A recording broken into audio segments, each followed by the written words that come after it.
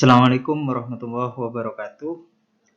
Bertemu lagi dengan saya Muhammad Arif, dosen Win Sunan Kalijaga di channel Arifologi. Dalam video kali ini, saya akan membahas tentang skeptisme metodis punya René Descartes. Filsuf ini filsuf yang terkenal dengan jargon cogito ergo sum. Aku berpikir maka aku ada, bapak filsafat barat modern. Nah, di video ini nanti saya akan mengulas kenapa kemudian muncul istilah cogito ergo sum dari tulisan René Descartes ini. Untuk kalau Anda penasaran kenapa kemudian cogito ergo sum ini ada, silahkan ikuti video saya berikut ini.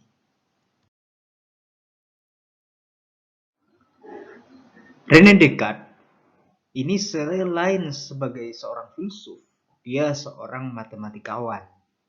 Dia ahli matematika dan bahkan dia dikenal sebagai salah satu filsuf yang menemukan atau memberikan kontribusi di dalam matematika, yaitu dengan menghadirkan koordinat Kartesian. Descartes ini, karena dia seorang matematikawan, dia kemudian mendapati sesuatu yang sangat pasti di dalam matematika. Kepastian matematika ini kemudian memukau seorang Descartes. Dia kemudian terinspirasi oleh keandalan metodis dari kepastian dari matematika ini. Karena matematika demikian pasti, misalkan 1 tambah 1 ya harus 1. 2 tambah 2 sama dengan 4 dan seterusnya. Itu semuanya pasti. Dapat diandalkan, harus seperti itu, persis seperti itu. Nah, itulah kemudian yang memukau Descartes. Dia kemudian terinspirasi untuk menjalankan yang dia sebut sebagai skeptisme metodis.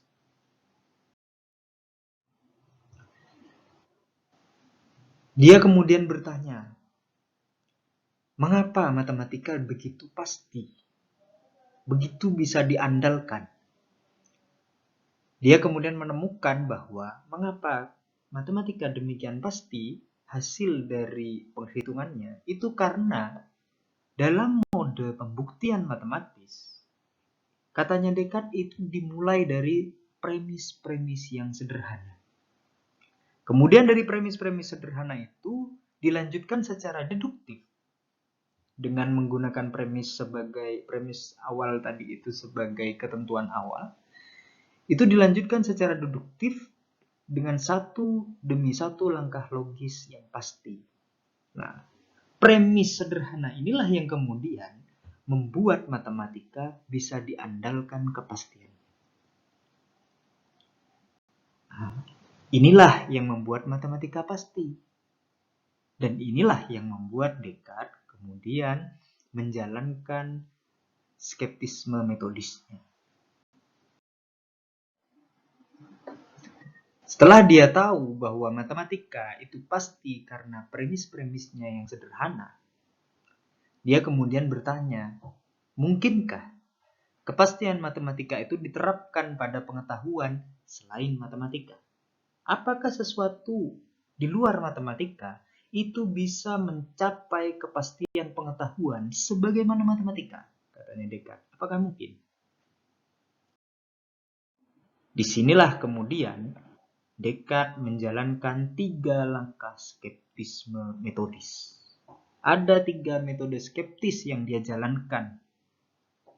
Yang pertama, dia menyatakan bahwa indera menipu. Yang kedua, mimpi atau nyata. Yang ketiga, bisikan iblis. Nah, seperti apa ketiganya? Kita akan lihat. Langkah yang pertama yang dia lakukan adalah dengan meneliti atau meragukan sesuatu yang selama ini menjadi alat yang diandalkan untuk mengetahui. Apa itu? Yaitu indera. Menurut Descartes, indera manusia itu seringkali menipu. Ya, seringkali menipu. hal-hal yang sering kita tangkap oleh panca indera kita itu kadang tidak sesuai dengan kenyataan. Contohnya seperti gambar ini ya. Ini tampak bengkok, padahal pensilnya tidak bengkok. Karena ada pembiasan cahayalah kemudian yang membuatnya dia bengkok. Bintang yang kita lihat di malam hari seolah-olah kecil, padahal sangat besar. Artinya, indera yang selama ini kita andalkan untuk mendapatkan pengetahuan, menurut Descartes, itu menipu. Karena faktanya banyak yang menipu. Indera banyak menipu kita. Ada bias yang di situ. Yang di situ mengacaukan tangkapan indera kita atas pengetahuan yang dia dapat, atas realitas seperti itu. Sehingga dia menyatakan skeptis terhadap indera karena indera itu menipu. Langkah yang berikutnya yaitu adalah mimpi atau nyata. Ini seringkali terjadi. Kita seringkali bermimpi seolah-olah nyata. Banyak ya kita sering mengalami mimpi, tapi ternyata setelah bangun, ternyata mimpi seperti itu. Nah, ini kemudian membuat Descartes melakukan langkah skeptis yang kedua, yaitu meragukan antara mimpi dan nyata. Menurut Descartes, bagaimana mungkin kita bisa meyakini bahwa apa yang kita alami sekarang ini bukan mimpi? Apa buktinya? Kalau Doraemon misalkan pakai dicubit dan semacamnya, tetapi di dalam mimpi kadang kita merasakan sesuatu. Bagi Anda ya, mohon maaf yang mungkin laki-laki dewasa pernah mengalami yang namanya mimpi basah. Nah, ini tuh merasakan di dalam mimpi itu. Jadi seolah-olah nyata, tetapi itu mimpi gitu. Nah, karena itu kemudian menurut Descartes sulit menyatakan bahwa apa yang kita alami sekarang ini itu nyata atau mimpi. Sehingga ini apa yang kita alami belum tentu bisa diandalkan untuk menghadirkan pengetahuan yang pasti sebagaimana matematika tadi. Seperti itu. Dia kemudian melangkah lebih jauh dengan menghadirkan atau menghayalkan sesuatu yang sangat jahat yang memberikan bisikan kepada kita, yaitu namanya iblis. Iblis jahat ini memberikan semacam bisikan, mungkin saja ya, semua kekeliruan yang kita alami disebabkan oleh iblis jahat yang menggunakan kekuatan kodratinya terhadap manusia. Bahkan kekuatan iblis jahat ini mampu membuat 1 tambah 1 berubah menjadi 5. Ini kekuatan iblis jahat. Dan dia punya kekuatan antikodrati itu, katanya Descartes. Sehingga iblis jahat inilah, karena adanya bisikan iblis jahat inilah, kemudian kita tidak bisa serta-merta memahami apa yang kita ketahui baik dari indera, baik dari rasio kita itu tadi, itu merupakan sesuatu yang pasti, memang betul-betul pengetahuan. Seperti itu. Jadi 3 langkah metode itu. Yang pertama meragukan indera, yang kedua itu meragukan mana mimpi dan mana kenyataan, dan yang ketiga adanya bisikan iblis.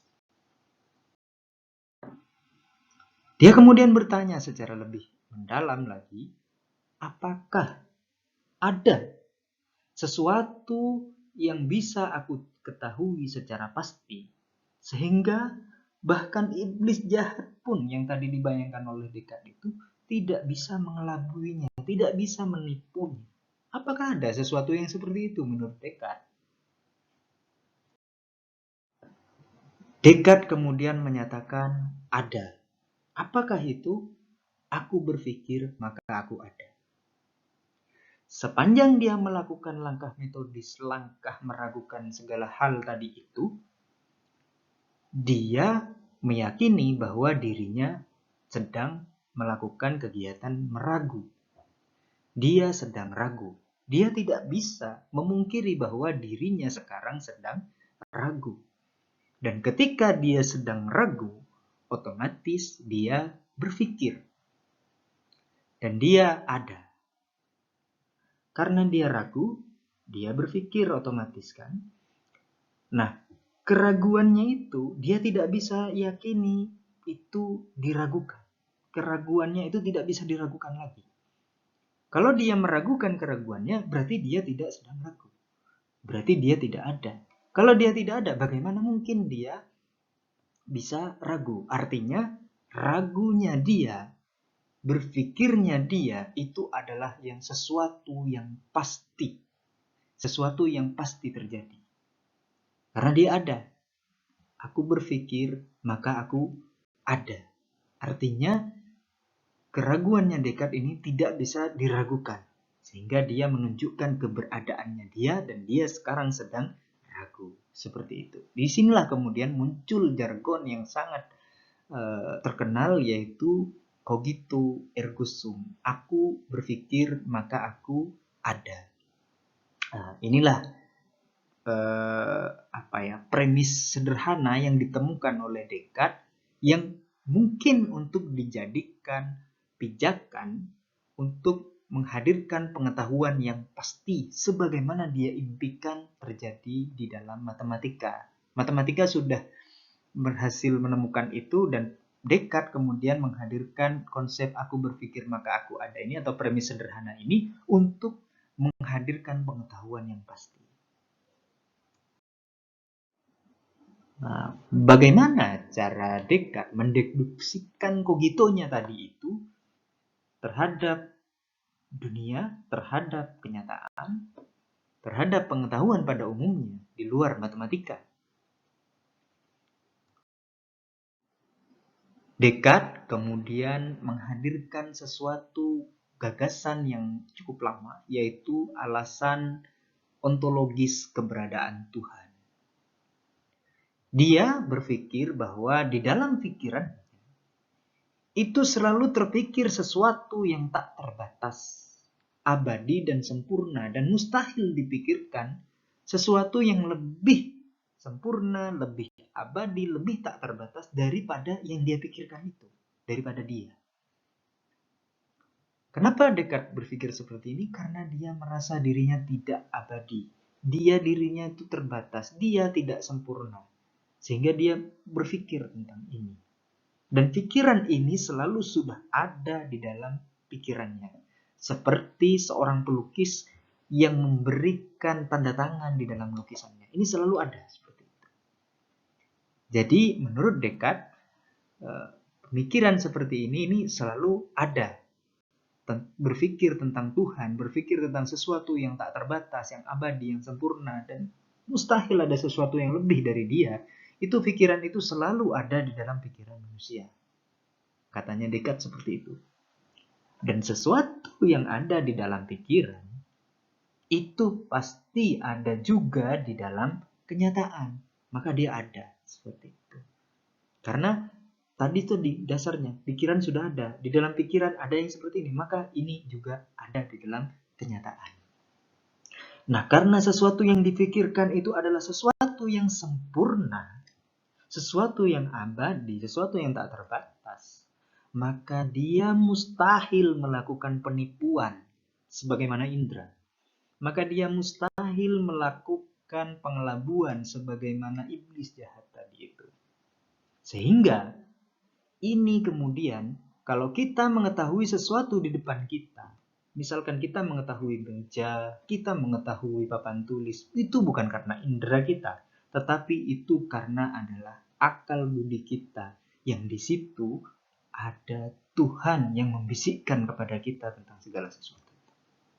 Jadi disinilah kemudian deduksi adanya, deduksi dari cogito ergo sumnya Descartes itu. Dia mengambil inspirasi dari ide alas atau ide pembuktian ontologis Tuhan. Disinilah deduksi dari ada itu, dan dari sinilah kemudian muncul aliran yang namanya rasionalisme. Demikian yang bisa saya sampaikan tentang skeptisme metodisnya Descartes. Kalau Anda ingin membaca lebih lanjut apa yang saya sampaikan tadi di sini, itu saya ambil dari buku ini, bisa dicari. Terima kasih. Assalamualaikum warahmatullahi wabarakatuh.